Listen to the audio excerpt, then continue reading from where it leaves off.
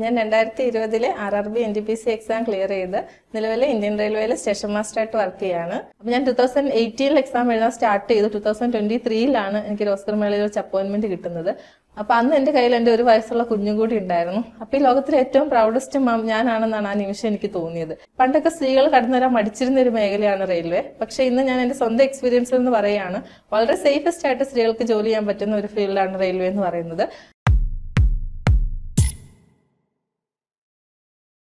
നമസ്കാരം, എൻ്റെ പേര് ഷെഹന. ഞാൻ 2020 RRB NTPC എക്സാം ക്ലിയർ ചെയ്ത് നിലവിലെ ഇന്ത്യൻ റെയിൽവേയിൽ സ്റ്റേഷൻ മാസ്റ്ററായിട്ട് വർക്ക് ചെയ്യാണ്. ഞാൻ 2 വർഷത്തോളമായി ഇന്ത്യൻ റെയിൽവേയിൽ ജോയിൻ ചെയ്തിട്ട്. ഞാൻ 2018 BTech പാസ് ഔട്ടാണ്. ഇലക്ട്രിക്കൽ എഞ്ചിനീയറിംഗ് ആണ് പഠിച്ചത്. എഞ്ചിനീയറിംഗിന് ശേഷം എനിക്ക് 2 ഓപ്ഷനാണ് ഉണ്ടായിരുന്നത്. ഒന്നിൽ ഏതെങ്കിലും കമ്പനിയിൽ ജോയിൻ ചെയ്യാം, അതും അല്ലെങ്കിൽ ബാങ്ക് കോച്ചിങ്ങിന് പോയി ബാങ്കിൽ ജോയിൻ ചെയ്യാം. ആ 2 ഓപ്ഷൻ ആയിരുന്നു അന്ന് പ്രധാനമായിട്ടും ഉണ്ടായിരുന്നത്. പക്ഷെ ആ 2 ഓപ്ഷനും എനിക്ക് കംഫർട്ടബിൾ ആയിരുന്നില്ല. കമ്പനിയിൽ കയറുക എന്ന് വെച്ചാൽ അന്ന് പ്രധാനമായിട്ടും ഉണ്ടായിരുന്നത് ഇൻഫോസിസ്, TCS തുടങ്ങിയ കമ്പനികളാണ്. അവയിൽ എല്ലാം തന്നെ കോഡിംഗ് ബേസ്ഡ് കമ്പനികളായിരുന്നു. ഇപ്പൊ കമ്പ്യൂട്ടർ എഞ്ചിനീയറിംഗ് അല്ലാത്തത് കൊണ്ടും കമ്പ്യൂട്ടർ ലാംഗ്വേജിനെ കുറിച്ച് വലിയ അറിവില്ലാത്തത് കൊണ്ടും ഞാൻ ആ ഓപ്ഷൻ വേണ്ടാന്ന് വെച്ചു. പിന്നെ ഉണ്ടായിരുന്നത് ബാങ്ക് കോച്ചിങ് ആണ്. ആ ജോബ് സ്റ്റൈലും എനിക്ക് കംഫർട്ടബിൾ ആയിരുന്നില്ല. സ്ട്രെസ്, ടെൻഷൻ അതൊന്നും എനിക്ക് കംഫർട്ടബിൾ ആയിരുന്നില്ല. അപ്പോൾ ഒരു 3ാമത്തെ ഓപ്ഷൻ എന്ന നിലയിലാണ് കേന്ദ്ര സർക്കാർ ജോലികൾക്കുള്ള എക്സാമിന് വേണ്ടി പ്രിപ്പയർ ചെയ്യാം എന്ന് ഞാൻ തീരുമാനിച്ചത്.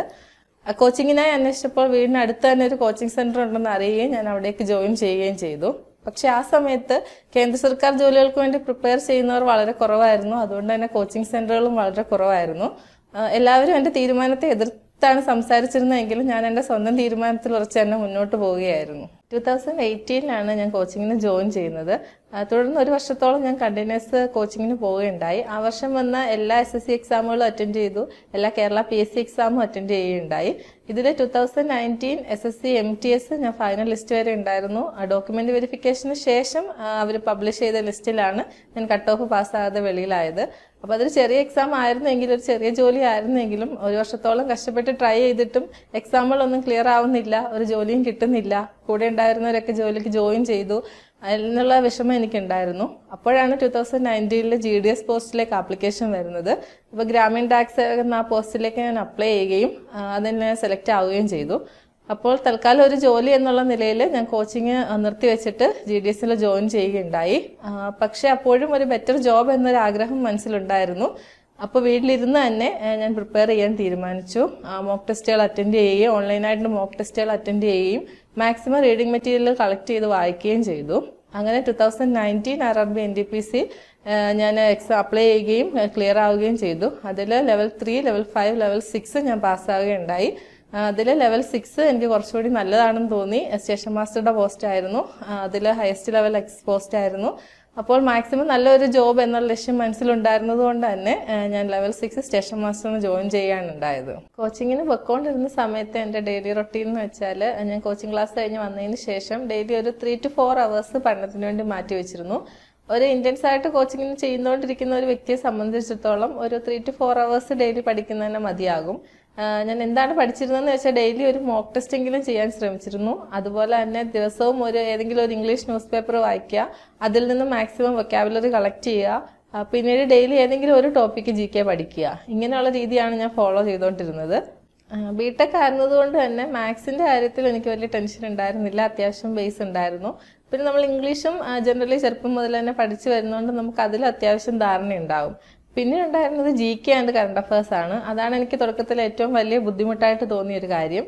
അപ്പൊ അതിന് ഞാൻ ശ്രമിച്ചിരുന്നെന്ന് വെച്ചാൽ ഡെയിലി കറണ്ട് അഫയേഴ്സ് ഫോളോ ചെയ്യുക എന്നുള്ളതാണ്. അപ്പൊ ഡെയിലി കറണ്ട് അഫയേഴ്സ് പഠിക്കുക, ഒരു 10 ക്വസ്റ്റ്യൻ വീതം ദിവസവും പഠിക്കുക.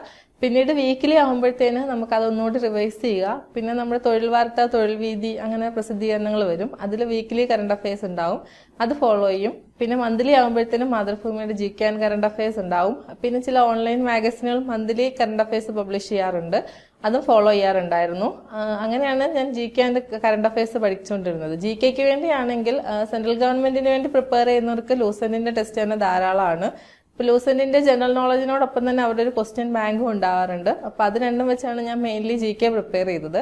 പിന്നെ കിരൺസിന്റെ ഒരു 1-liner ഉണ്ട്, അതും GKക്ക് വേണ്ടി ഉപയോഗിച്ചു. പിന്നെ മാത്സിനെ സംബന്ധിച്ചിടത്തോളം SSCക്ക് പ്രിപ്പയർ ചെയ്യുന്ന ഒരാൾക്ക് അരിത്മെറ്റിക് അല്ലാതെ തന്നെ ഹയർ മാത്സും ആവശ്യമായിട്ട് വരും. അരിത്മെറ്റിക്സിന് വേണ്ടി ഞാൻ അഗർവാളിന്റെ ടെസ്റ്റാണ് ഫോളോ ചെയ്തത്. പിന്നെ ഹയർ മാത്സിന് വേണ്ടി രാകേഷ് യാദവ് സാറിന്റെ ഒരു അഡ്വാൻസ്ഡ് മാത്സിന്റെ ഒരു ടെസ്റ്റും പർച്ചേസ് ചെയ്തിരുന്നു. ഇത് രണ്ടും വെച്ചിട്ടാണ് മാത്സ് പഠിച്ചത്. ഇംഗ്ലീഷിനെ സംബന്ധിച്ചിടത്തോളം നമുക്ക് one word substitution, synonym, antonym അങ്ങനെയൊക്കെയുള്ള കാര്യങ്ങൾ വേണം.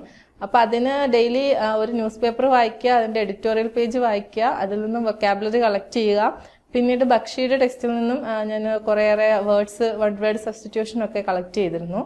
പിന്നെ ഓരോ വേർഡ് പഠിക്കുമ്പോഴും അതൊരു സെന്റൻസിൽ എങ്ങനെ യൂസ് ചെയ്യുന്നു, അതിന്റെ മീനിങ് കറക്റ്റായിട്ട് എങ്ങനെയാണ് എന്നുള്ളത് ഉൾക്കൊള്ളാനും ഞാൻ ശ്രമിച്ചിരുന്നു. നമ്മൾ ഈ സബ്ജക്റ്റ് പഠിക്കുക എന്നതിലുപരി അതൊരു മോക്ക് ടെസ്റ്റ് ചെയ്യുക എന്ന് പറയുന്നത് വളരെ ഇമ്പോർട്ടൻ്റ് ആയിട്ടുള്ള ഒരു കാര്യമാണ്. ഡെയിലി നമ്മൾ എക്സാം പ്രിപ്പറേഷൻ നടത്തുമ്പോൾ ഡെയിലി ഒരു മോക്ക് ടെസ്റ്റെങ്കിലും അറ്റ്ലീസ്റ്റ് ചെയ്യാൻ നമ്മൾ ശ്രമിക്കണം. എന്നെ സംബന്ധിച്ച് പറയുകയാണെങ്കിൽ ഞാൻ 1 മണിക്കൂർ മോക്ക് ടെസ്റ്റ് ചെയ്തതിന് ശേഷം 1 മണിക്കൂറോളം തന്നെ അതിന്റെ ആൻസേഴ്സ് അനലൈസ് ചെയ്യാനും ഉപയോഗിച്ചിരുന്നു. ഇപ്പം ഒരു മാത്സിന്റെ ഒരു പ്രോബ്ലം ആണെങ്കിൽ അതെനിക്ക് മിസ്റ്റേക്ക് വന്നാൽ അതെങ്ങനെ പറ്റി, അവരെ ആ ക്വസ്റ്റിനെ എങ്ങനെയാണ് അപ്രോച്ച് ചെയ്തിരിക്കുന്നത്, എൻ്റെ അപ്രോച്ചിങ് എന്തായിരുന്നു എന്നൊക്കെയുള്ള കാര്യങ്ങൾ അനലൈസ് ചെയ്യാനും ഞാൻ മാക്സിമം ശ്രദ്ധിച്ചിരുന്നു. പിന്നെന്ന് വെച്ചാൽ നമ്മൾ പഠിക്കുന്നതിലുപരി നമ്മുടെ റാങ്ക് ഡിസൈഡ് ചെയ്യുന്നതിൽ ഏറ്റവും ബെറ്ററായിട്ട് എനിക്ക് തോന്നിയത് മോക്ക് ടെസ്റ്റ് പ്രാക്ടീസിങ് ആണ്. നമ്മൾ ഓരോ തവണ ചെയ്യുമ്പോഴും നമുക്ക് വീക്കായ ഫീൽഡ് ഏതാണ്, നമ്മൾ ഏത് ഫീൽഡിലാണ് വീക്ക് ആവുന്നത് എന്നൊക്കെ മനസ്സിലാക്കി തരാൻ ഈ ഓൺലൈൻ ടെസ്റ്റ് ആപ്പുകളിൽ അവർക്ക് അവരുടേതായ പ്രൊസീജിയേഴ്സ് ഉണ്ട്. അപ്പൊ അതിന് നമുക്ക് മനസ്സിലാക്കാൻ പറ്റും, ഞാൻ മാക്സിമം വീക്കായിട്ടുള്ളത് കറണ്ട് അഫയേഴ്സിലാണ്, അല്ലെങ്കിൽ ഞാൻ മാക്സിമം വീക്കായിട്ടുള്ളത് മാത്സിലാണ്, അല്ലെങ്കിൽ ഇംഗ്ലീഷിലാണ് എന്ന് നമുക്ക് മനസ്സിലാക്കാൻ പറ്റും. അതനുസരിച്ച് നമ്മൾ അടുത്ത എക്സാമിന് നമുക്ക് പ്രിപ്പയർ ചെയ്യാൻ പറ്റും. ഓരോ തവണ ചെയ്യുമ്പോഴും നമ്മുടെ റാങ്ക് ഇമ്പ്രൂവ് ചെയ്ത് വരുമ്പോൾ നമുക്ക് തന്നെ ഒരു സെൽഫായിട്ടൊരു കോൺഫിഡൻസും ബൂസ്റ്റ് ആവും. അപ്പം മോക്ക് ടെസ്റ്റ് ചെയ്യാന്ന് പറയുന്നത് നമ്മുടെ എക്സാം പ്രിപ്പറേഷനിൽ ഏറ്റവും ഇമ്പോർട്ടൻ്റ് ആയിട്ടുള്ള ഒരു കാര്യമാണ്. അപ്പം അതിൽ ഓൺലൈനിൽ നമുക്ക് ഇഷ്ടംപോലെ ആപ്പുകളുണ്ട് മോക്ക് ടെസ്റ്റ് പ്രിപ്പയർ ചെയ്യാൻ വേണ്ടിയിട്ട്. അതിൽ ഏത് വേണമെങ്കിലും നമുക്ക് ഫോളോ ചെയ്യാവുന്നതാണ്. മിക്കതിലും പ്രീവിയസ് ഇയേഴ്സ് ക്വസ്റ്റ്യൻസ് ഒക്കെ ഒരുപാടുണ്ടാവും. അപ്പം നമുക്ക് താല്പര്യത്തിനനുസരിച്ച് നമുക്കൊരു കോഴ്സ് പർച്ചേസ് ചെയ്ത് നമുക്ക് മോക്ക് ടെസ്റ്റുകൾ പ്രാക്ടീസ് ചെയ്യാവുന്നതാണ്. ഒരു കോമ്പറ്റേറ്റീവ് എക്സാമിന് പ്രിപ്പയർ ചെയ്യുമ്പോൾ നമുക്ക് മോക്ക് ടെസ്റ്റിന് വളരെയധികം പ്രാധാന്യമുണ്ട്. അപ്പം നമ്മൾ ആലോചിക്കേണ്ടതെന്ന് വെച്ചാൽ നമ്മൾ ഒരു കോമ്പറ്റേറ്റീവ് എക്സാമിന്, ഒരു സെൻട്രൽ ഗവൺമെന്റ് എക്സാമിന് വേണ്ടി പ്രിപ്പയർ ചെയ്യുമ്പോൾ നമ്മൾ ഓൾ ഇന്ത്യയിലുള്ള കോമ്പറ്റീറ്റേഴ്സിനോടാണ് നമ്മൾ മത്സരിക്കുന്നത്. അപ്പം അവരെല്ലാം തന്നെ നമ്മളോളം തന്നെ ടാലന്റ് ഉള്ളവരാണ്. അപ്പം അതിൽ നിന്ന് റാങ്ക് ഡിസൈഡ് ചെയ്യുന്ന ഒരു ഫാക്ടർ എന്ന് പറയുന്നത് നമ്മൾ എത്രത്തോളം എക്സാം എഴുതി ശീലിക്കുന്നു എന്നുള്ളതാണ്. അപ്പം ഞാനാണെങ്കിൽ 1 അവർ എക്സാം കഴിഞ്ഞാൽ 1 അവറോളം തന്നെ അതിന്റെ ആൻസേഴ്സ് അനലൈസ് ചെയ്യാനും എടുത്തിരുന്നു. എന്തൊക്കെ ഷോർട്ട് കട്ടുകളാണ് അവർ ഉപയോഗിച്ചിരിക്കുന്നത്, ഒരു ക്വസ്റ്റിനെ അവരെങ്ങനെയാണ് അപ്രോച്ച് ചെയ്തിരിക്കുന്നത്, അങ്ങനെയൊക്കെയുള്ള കാര്യങ്ങൾ മനസ്സിലാക്കാനും ഞാൻ സമയം കണ്ടെത്തിയിരുന്നു. പിന്നെ ഇനിഷ്യലി നമുക്കുള്ള ഒരു ഫേസ് എന്ന് പറയുന്ന ഒരു ലേണിംഗ് ഫേസ് ആണ്. അപ്പോൾ ആ ലേണിംഗ് ഫേസ് കഴിഞ്ഞാൽ ഉടൻ തന്നെ നമ്മൾ മോക്ക് ടെസ്റ്റുകൾ മാക്സിമം ചെയ്ത് നോക്കാൻ ശ്രമിക്കണം. ഇപ്പോൾ ഓൺലൈനിൽ നമുക്ക് ഒരുപാട് ആപ്പുകൾ അവൈലബിൾ ആണ്. ഓൺലൈൻ ഏതെങ്കിലും ഒരു ആപ്പിൽ ഒരു കോഴ്സ് പർച്ചേസ് ചെയ്ത് നമുക്ക് മാക്സിമം മോക്ക് ടെസ്റ്റുകൾ ചെയ്ത് നോക്കാവുന്നതാണ്. ഡെയിലി ഒരു മോക്ക് ടെസ്റ്റിംഗിലും ചെയ്യാൻ നമ്മൾ ശ്രദ്ധിക്കണം. എക്സാം ഒക്കെ അടുക്കുന്ന സമയത്ത് ഞാൻ ഡെയിലി 2 മോക്ക് ടെസ്റ്റ് ഒക്കെ വരെ ചെയ്ത് നോക്കിയിട്ടുണ്ട്. മോക്ക് ടെസ്റ്റിന് വളരെയധികം പ്രാധാന്യം കൊടുക്കണം എന്ന് തന്നെയാണ് എൻ്റെ അഭിപ്രായം. എക്സാമിന് പ്രിപ്പയർ ചെയ്തുകൊണ്ടിരുന്നപ്പം എന്നെ ഏറ്റവും കൂടുതൽ ബുദ്ധിമുട്ടിച്ച ഒരു കാര്യം ഈ എക്സാം എഴുതുന്ന ടൈമിൽ ടൈം മാനേജ്മെന്റ് ആയിരുന്നു. മിക്കവാറും മാത്സ് ഒക്കെ നമ്മൾ ക്വസ്റ്റ്യൻസ് ചെയ്യാറുണ്ടെങ്കിലും ഒരു ക്വസ്റ്റ്യൻ ഒക്കെ ചെയ്യുമ്പോൾ ചിലപ്പം 3 to 4 minutes ഒക്കെ എടുത്താണ് ഞാൻ ഒരു ക്വസ്റ്റ്യൻ ആൻസർ ചെയ്യാറുണ്ടായിരുന്നത്. അപ്പൊ ഈ ഡാറ്റ ഇന്റർപ്രിട്ടേഷൻ ക്വസ്റ്റ്യൻസ് ഒക്കെ ഉണ്ടാവും മാത്സിൽ. അപ്പൊ നമുക്ക് അറിയാം, നമുക്ക് ഷുവറായിട്ടും കിട്ടും, കുറച്ച് സമയം എടുത്താൽ നമുക്ക് ഷുവറായിട്ടും ആൻസർ കിട്ടുന്ന ഒരു ക്വസ്റ്റ്യൻ ആണ്. അപ്പൊ അങ്ങനെയുള്ളപ്പോൾ പലപ്പോഴും ഞാൻ ആ ക്വസ്റ്റിന് പുറകെ പോയി എൻ്റെ ഒരുപാട് ടൈം വേസ്റ്റ് ചെയ്യാറുണ്ട്. പിന്നെ അത് മോക്ക് ടെസ്റ്റ് ചെയ്ത് കഴിഞ്ഞ് ഞാൻ ആൻസർ നോക്കുമ്പോഴായിരിക്കും അതിനപ്പുറത്തേക്ക് എനിക്ക് എളുപ്പം ചെയ്യാവുന്ന ക്വസ്റ്റ്യൻസ് ഒക്കെ ഞാൻ വിട്ട് കളഞ്ഞു എന്ന് എനിക്ക് മനസ്സിലാവുന്നത്. അപ്പൊ ഈ ഒരു ടൈം മാനേജ്മെന്റ് കണ്ടുപിടിക്കുക എന്നുള്ളത് വളരെ ടൈം അഡ്ജസ്റ്റ് ചെയ്യുക എന്നുള്ളത് ഒരു വളരെ ഡിഫിക്കൽട്ട് ആയിട്ടുള്ള പ്രോസസ് ആയിരുന്നു. പിന്നീട് ഞാൻ മനസ്സിലാക്കി ഒരു ക്വസ്റ്റ്യന് ടൈം എടുക്കുമെന്നുണ്ടെങ്കിൽ ആ ക്വസ്റ്റ്യൻ വിട്ടിട്ട് തൊട്ട് അടുത്ത ക്വസ്റ്റ്യനിലേക്ക് പാസ് ചെയ്യുക. അതുപോലെ തന്നെ ഒരു ഡെഫിനറ്റ് ടൈം വെക്കുക. അപ്പൊ 20 minutesനുള്ളിൽ മാത്സ് കംപ്ലീറ്റ് ചെയ്യണം എന്നാണ് നമ്മൾ ശീലിക്കുന്നതെങ്കിൽ അതിനുള്ളിൽ തന്നെ മാക്സിമം മാത്സ് പ്രോബ്ലംസ് ചെയ്ത് തീർക്കാൻ ശ്രമിക്കുക. അങ്ങനെ ഒരു അഡ്ജസ്റ്റ്മെന്റ് ടൈമിന്റെ കാര്യത്തിൽ കൊണ്ടുവരിക എന്നുള്ളത് എനിക്ക് വളരെ ബുദ്ധിമുട്ടേറിയ ഒരു കാര്യമായിരുന്നു തുടക്കത്തിൽ, ഇനിഷ്യലി. അപ്പൊ മാക്സിമം മോക്ക് ടെസ്റ്റ് ഒക്കെ ചെയ്ത് നോക്കുമ്പോഴാണ് നമുക്കത് പോസിബിൾ ആവുക. പിന്നത്തെ ഒരു പ്രധാന പ്രശ്നം എന്ന് പറയുന്നത്, ഞാൻ ജോലിയോടൊപ്പം തന്നെ ഒരു ഫാമിലി മാരേജ് കഴിഞ്ഞു, കുഞ്ഞായി, പിന്നെ ജോലി ഉണ്ടായിരുന്നു. ഇതിന്റെയൊക്കെ ഇടയ്ക്കാണ് എനിക്ക് പ്രിപ്പറേഷന് വേണ്ടി പഠിക്കേണ്ട വന്നത്. അപ്പൊ അതൊരു വളരെ ഡിഫിക്കൽട്ടേറിയ ടൈം ആയിരുന്നു. അതുപോലെ തന്നെ ടൈം കണ്ടെത്തുക എന്ന് പറയുന്നത് വളരെ ഡിഫിക്കൽട്ട് ആയിരുന്നു. എങ്കിലും എന്ത് സംഭവിച്ചാലും ഒരു ജോലി വേണം എന്നൊരു ആഗ്രഹം മനസ്സിലുണ്ടായിരുന്നത് കൊണ്ടാണ് മാക്സിമം എങ്ങനെയും ബുദ്ധിമുട്ടി ഞാൻ പ്രിപ്പറേഷന് വേണ്ടി ടൈം കണ്ടെത്തിക്കൊണ്ടിരുന്നത്. ഒരു കേന്ദ്ര സർക്കാർ ജോലിക്ക് വേണ്ടി ട്രൈ ചെയ്യുന്ന ഒരാളെ സംബന്ധിച്ചിടത്തോളം, അല്ലെങ്കിൽ ആ എക്സാമിന് വേണ്ടി പ്രിപ്പയർ ചെയ്യുന്ന ഒരാളെ സംബന്ധിച്ചിടത്തോളം കേരള PSC എക്സാം എഴുതുക എന്ന് പറയുന്നത് വളരെ ബുദ്ധിമുട്ടുള്ള ഒരു ജോലിയല്ല. കാരണം ഇതിന്റെ ടോപ്പിക്കുകൾ തമ്മിൽ വളരെ അന്തരമൊന്നും ഇല്ല. കേരള PSCക്ക് എക്സ്ട്രാ വരുന്ന ഒരു ടോപ്പിക് എന്ന് പറയുന്നത് കേരള ഹിസ്റ്ററി മാത്രമാണ്. അപ്പൊ കേരളത്തിൽ ജനിച്ചു വളർന്ന ഒരാളെ സംബന്ധിച്ചിടത്തോളം കേരള ഹിസ്റ്ററി അത്യാവശ്യം അറിയുന്ന ഒരാളായിരിക്കും. അപ്പോൾ അതൊന്നുകൂടി മോഡിഫൈ ചെയ്ത് അതൊന്നുകൂടി പഠിച്ചെടുക്കുകയാണെങ്കിൽ കേരള PSCയും നമുക്ക് ഈസി ആയിട്ട് ക്രാക്ക് ചെയ്യാവുന്നതേ ഉള്ളൂ. ഞാൻ തന്നെ ആണെങ്കിലും കേരള LDC ലിസ്റ്റിലും അതുപോലെ തന്നെ ഹൈക്കോർട്ട് അസിസ്റ്റന്റ് ലിസ്റ്റിലും ഉണ്ടായിരുന്നു. ഫൈനൽ ലിസ്റ്റിൽ ഇല്ലായിരുന്നെങ്കിൽ ഇന്റർവ്യൂ വരെ ഞാൻ അറ്റൻഡ് ചെയ്തിട്ടുണ്ട്. അപ്പോൾ അത് ഞാൻ എക്സ്ട്രാ ഒന്നും പഠിക്കാതെ തന്നെയാണ് അറ്റൻഡ് ചെയ്തിട്ടുള്ളത്. ഇപ്പോഴും PSC ആണെങ്കിലും കുറച്ചുകൂടെ ഹയർ ലെവൽ എക്സാംസ് ആക്കുന്നുണ്ട്. അപ്പോൾ അത് നമുക്കൊരു അഡ്വാൻറ്റേജ് തന്നെയാണ്. പിന്നെ പറയുകയാണെങ്കിൽ RRBയും SSCയും തമ്മിലുള്ള ഡിഫറൻസ്, അതിൻ്റെയും ടോപ്പിക്സുകൾ തമ്മിൽ വളരെ വ്യത്യാസമില്ല. RRB ആണെങ്കിൽ ഇംഗ്ലീഷ് ഇല്ലാത്തതുകൊണ്ട് തന്നെ കുറച്ചുകൂടി അഡ്വാൻറ്റേജ് നമുക്ക് ഉണ്ട്. ഇംഗ്ലീഷ് മാക്സിമം ഒഴിവാക്കി പഠിച്ചാലും നമുക്ക് RRB ക്ലിയർ ചെയ്യാവുന്നതേ ഉള്ളൂ. SSC RRB എക്സാമുകൾക്കുള്ള ഒരു അഡ്വാൻറ്റേജ് എന്താണെന്ന് ചോദിച്ചാൽ, അതിപ്പോൾ റെഗുലറായിട്ട് അവർ എക്സാംസിന് ആപ്ലിക്കേഷൻ വിളിക്കുക, അതുപോലെ തന്നെ അപ്പോയിൻമെൻറ്റ് റെഗുലറായിട്ട് നടക്കുകയും ചെയ്യുന്നുണ്ട്. SSC എടുക്കുകയാണെങ്കിൽ ഒരു വർഷം തന്നെ MDS, CHSL, CGL എല്ലാം അവർ വിളിക്കുകയും നമ്മൾ റാങ്ക് ലിസ്റ്റിൽ ഉണ്ടെങ്കിൽ ഉടനെ തന്നെ നമുക്ക് അപ്പോയിൻമെൻറ്റ് ആവുകയും ചെയ്യുന്നുണ്ട്. റെയിൽവേയിലാണെങ്കിലും ഇപ്പോൾ ധാരാളം അപ്പോയിൻമെൻറ്റ് നടക്കുന്നുണ്ട്. റീസെൻ്റ്ലി അവർ NTPC വീണ്ടും വിളിച്ചിട്ടുണ്ട്. ഞങ്ങളുടെ അപ്പോയിൻമെൻറ്റിന് ശേഷം വീണ്ടും NTPCക്ക് ആപ്ലിക്കേഷൻ വന്നിട്ടുണ്ട്. അവരും പെട്ടെന്ന് തന്നെ അപ്പോയിൻമെൻറ്റുകൾ നടത്താനും എക്സാമുകൾ നടത്താനും ഉള്ള തയ്യാറെടുപ്പിലാണ് റെയിൽവേയും. അപ്പം പഠിക്കുന്നവർക്കെല്ലാം തന്നെ പെട്ടെന്ന് തന്നെ ജോലിയാവും എന്നുള്ളതാണ് SSCയുടെ RRBയുടെ ഒക്കെ ഒരു അഡ്വാൻറ്റേജ്. മിക്ക വിദ്യാർത്ഥികളും എക്സാം എഴുതുമ്പം ഫേസ് ചെയ്യുന്നൊരു ബുദ്ധിമുട്ടെന്ന് പറയുന്നത് ചിലപ്പോൾ പാനിക് ആകാറുണ്ട്. അപ്പം ചിലപ്പോൾ ആൻഷ്യസ് ആയിട്ട് നമുക്ക് അറിയാവുന്ന ക്വസ്റ്റ്യൻസ് കൂടി തെറ്റിക്കാറുണ്ട്. ഇപ്പോൾ ഒരു എക്സാം ഹാളിൽ കയറി ഇരിക്കുമ്പോൾ നമ്മൾ കാം ആൻഡ് ക്വയറ്റായിട്ട് എക്സാം എഴുതുക, ക്വസ്റ്റ്യൻസിനെ മാക്സിമം അനലൈസ് ചെയ്ത് നമുക്ക് കുറഞ്ഞ സമയത്തിനുള്ളിൽ മാക്സിമം നമ്പർ ഓഫ് ക്വസ്റ്റ്യൻസ് കറക്റ്റായിട്ട് അറ്റൻഡ് ചെയ്യുക എന്നുള്ളത് വളരെ ഇമ്പോർട്ടൻ്റ് ആയിട്ടുള്ളൊരു കാര്യമാണ്.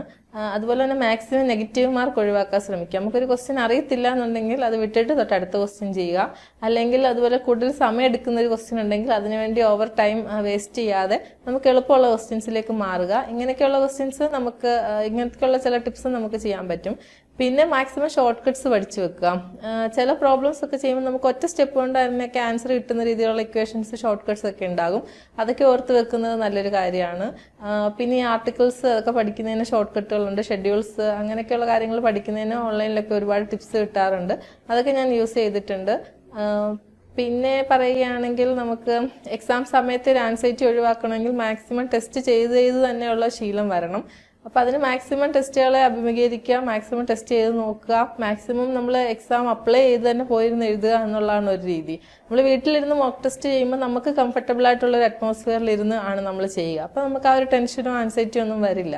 പക്ഷെ ഒരു എക്സാം ഹാളിൽ കയറി ഇരുന്നൊരു എക്സാം എഴുതുമ്പം നമുക്ക് ആ ഒരു എക്സ്പീരിയൻസ് കിട്ടുമ്പോഴാണ് നമ്മൾ എത്രമാത്രം പ്രിപ്പയർഡ് ആണ്, എത്രമാത്രം നമുക്കൊരു എക്സാമിനെ ഫേസ് ചെയ്യാൻ പറ്റും എന്നൊരു കോൺഫിഡൻസ് നമുക്ക് വരുന്നത്. അതുകൊണ്ട് മാക്സിമം കിട്ടാവുന്ന അത്ര എക്സാമിന് അപ്ലൈ ചെയ്യുക, എഴുതുക. ഞാൻ ഇപ്പം പഠിച്ചിട്ടില്ലെങ്കിൽ കൂടി ഫുഡ് കോർപ്പറേഷന് LIC തുടങ്ങിയ എല്ലാ എക്സാമുകളും ഞാൻ പ്രിപ്പയർ ചെയ്തുകൊണ്ടിരുന്ന സമയത്ത് അറ്റൻഡ് ചെയ്തിരുന്നു. അപ്പോൾ അറ്റൻഡ് ചെയ്യുക എന്നുള്ളത് തന്നെ ഒരു വലിയ കാര്യമാണ്. അപ്പോൾ അതിലൊരു എക്സ്പീരിയൻസ് നമുക്ക് മെയിൻ ഒരു എക്സാം എഴുതുമ്പോൾ ആ എക്സ്പീരിയൻസ് നമുക്ക് ഒരു വലിയ മുതൽക്കൂട്ട് തന്നെയാണ്. SSC RRB എക്സാമുകൾക്ക് പ്രിപ്പയർ ചെയ്യുന്നവരോട് എനിക്ക് പറയാനുള്ളത്, ഒരു ജോലി എന്നതാണ് നിങ്ങളുടെ അത്യധികമായ ലക്ഷ്യമെങ്കിൽ മാക്സിമം അതിനുവേണ്ടി ട്രൈ ചെയ്യുക എന്നുള്ളതാണ്. മാർഗത്തിൽ നമ്മളെ പിന്നോട്ട് വലിക്കുന്ന പല തടസ്സങ്ങളും ഉണ്ടാവും. പക്ഷെ അതിനെല്ലാം അതിജീവിച്ച് നമ്മളൊരു ജോലി എന്നുള്ളൊരു ലക്ഷ്യത്തിലേക്ക് എത്തുമ്പോൾ നമുക്കും ഒരു സന്തോഷമുണ്ട്. കാരണം നമ്മൾ ഫിനാൻഷ്യലി ഇൻഡിപെൻഡൻ്റ് ആവുന്നു, നമ്മുടെ സമൂഹത്തിൽ നമുക്കൊരു റെക്കഗ്നിഷൻ കിട്ടുന്നു. അതൊക്കെ ഒരു വളരെ വലിയ കാര്യമാണ്. ഞങ്ങൾക്ക് അപ്പോയിൻമെൻറ്റ് തന്നത് കേന്ദ്ര സഹമന്ത്രിയാണ് റോസ്കർ മേളയിൽ വെച്ച്. അപ്പം ഞാൻ 2018 എക്സാം എഴുതാൻ സ്റ്റാർട്ട് ചെയ്തു. 2023 എനിക്ക് റോസ്കർ മേളയിൽ വെച്ച് അപ്പോയിൻമെൻറ്റ് കിട്ടുന്നത്. അപ്പോൾ അന്ന് എൻ്റെ കയ്യിൽ എൻ്റെ 1 വയസ്സുള്ള കുഞ്ഞും കൂടി ഉണ്ടായിരുന്നു. അപ്പോൾ ഈ ലോകത്തിലെ ഏറ്റവും പ്രൗഡസ്റ്റ് മാം ഞാനാണെന്നാണ് ആ നിമിഷം എനിക്ക് തോന്നിയത്. കാരണം അത്രയ്ക്ക് സ്ട്രഗിൾ ചെയ്തിട്ടാണ് ഞാനൊരു ജോലി എന്നുള്ള എൻ്റെ ലക്ഷ്യത്തിലേക്ക് എത്തിയത്.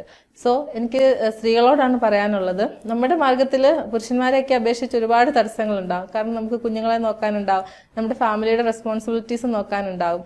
പക്ഷെ എനിക്ക് പറയാനുള്ളത് എന്താണെന്ന് വെച്ചാൽ, നമുക്ക് ഒരു ജോലി എന്ന് പറയുന്നത് നമ്മുടെ സമൂഹത്തിൽ അല്ലെങ്കിൽ നമുക്ക് സ്വന്തം കാലം നിൽക്കാൻ പറ്റുക എന്നുള്ളത് ഒരു വളരെ വലിയ കാര്യമാണ്. റെയിൽവേ കുറിച്ച് പറയുകയാണെങ്കിൽ പണ്ടൊക്കെ സ്ത്രീകൾ കടന്നു വരാൻ മടിച്ചിരുന്ന ഒരു മേഖലയാണ് റെയിൽവേ. പക്ഷെ ഇന്ന് ഞാൻ എൻ്റെ സ്വന്തം എക്സ്പീരിയൻസിൽ നിന്ന് പറയുകയാണ്, വളരെ സേഫസ്റ്റ് ആയിട്ട് സ്ത്രീകൾക്ക് ജോലി ചെയ്യാൻ പറ്റുന്ന ഒരു ഫീൽഡാണ് റെയിൽവേ എന്ന് പറയുന്നത്. അതുപോലെ തന്നെ നമുക്ക് maternity leave, paid maternity leave കൂടാതെ തന്നെ 1 വർഷത്തോളം നമുക്ക് CCR, അതായത് ചൈൽഡ് കെയർ ലീവ് എന്ന് പറയുന്ന ലീവും റെയിൽവേ അലോ ചെയ്യുന്നുണ്ട്. അപ്പോൾ നമുക്ക് മാക്സിമം കംഫർട്ടബിൾ ആയിട്ട് വർക്ക് ചെയ്യാൻ പറ്റുന്ന ഒരു ഫീൽഡ് തന്നെയാണ് റെയിൽവേ. അതുകൊണ്ട് ധൈര്യപൂർവ്വം എല്ലാ സ്ത്രീകൾക്കും ഇതിലേക്ക് കടന്നു വരാവുന്നതാണ്. വളരെയധികം സ്ട്രഗിൾ ചെയ്തിട്ടാണ് ഞാൻ ഒരു ജോലി എന്ന എൻ്റെ സ്വപ്നത്തിലേക്ക് എത്തിയത്. ഒരുപക്ഷെ നിങ്ങളെല്ലാവരും എന്നെ പോലെയോ അല്ലെങ്കിൽ അതിനേക്കാളും ഹാർഡ്ഷിപ്പുകളിലൂടെ കടന്നു പോകുന്നവരായിരിക്കാം. നിങ്ങളോടെല്ലാം എനിക്ക് പറയാനുള്ളത്, നിങ്ങൾ കൺസിസ്റ്റൻ്റായി ശ്രമിച്ചുകൊണ്ടേയിരിക്കുക, ഹാർഡ് വർക്ക് ചെയ്തുകൊണ്ടേയിരിക്കുക, നിങ്ങളുടെ സ്വപ്നം ഉപേക്ഷിക്കാതിരിക്കുക. നിങ്ങൾ തീർച്ചയായും നിങ്ങളുടെ ലക്ഷ്യത്തിലെത്തുന്നതായിരിക്കും. അബ്ദുൽ കലാം പറഞ്ഞതുപോലെ സ്വപ്നം കാണുക, അതിനുവേണ്ടി പരിശ്രമിച്ചുകൊണ്ടേയിരിക്കുക. നിങ്ങൾക്കെല്ലാവർക്കും ഓൾ ദി ബെസ്റ്റ്.